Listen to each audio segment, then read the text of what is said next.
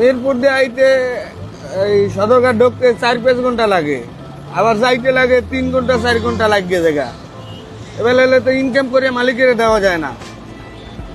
চলে metro rail গাড়িতে, মানে তেল খরচা দিয়ে মানে পরিবহনের ড্রাইভাররা মানে ড্রাইভার স্টাফ চলার মতো পোষায় না।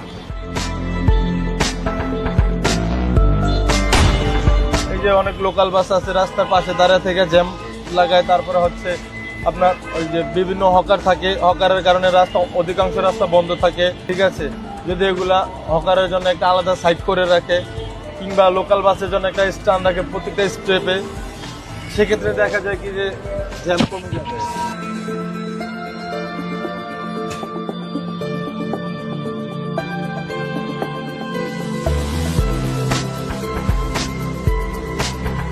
যানজট সম্পর্কে আসলে বলার কিছুই নেই, এর মতো বিচ্ছিরি জিনিস ঢাকা শহরে আর কিছু নাই। নতুন সরকার এসেছে, তাদেরকে বলেন এই যানজট থেকে আমাদের মতো সাধারণ মানুষকে বাঁচাইতে।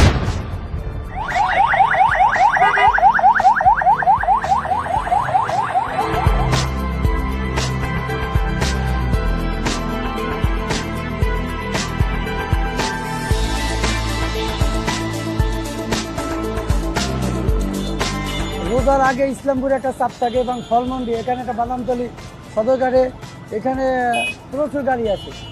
এটা মূলত এটা একটা কারণ। আর রিক্সার প্রধান, রিক্সাটা এত পরিমাণ বাড়ছে, সব চলে আসছে, রিক্সাটা একটা মূল কারণ। রিক্সায় এত পরিমাণ বাড়ছে, রিক্সাটার কারণে মূলত বেশি চাপ।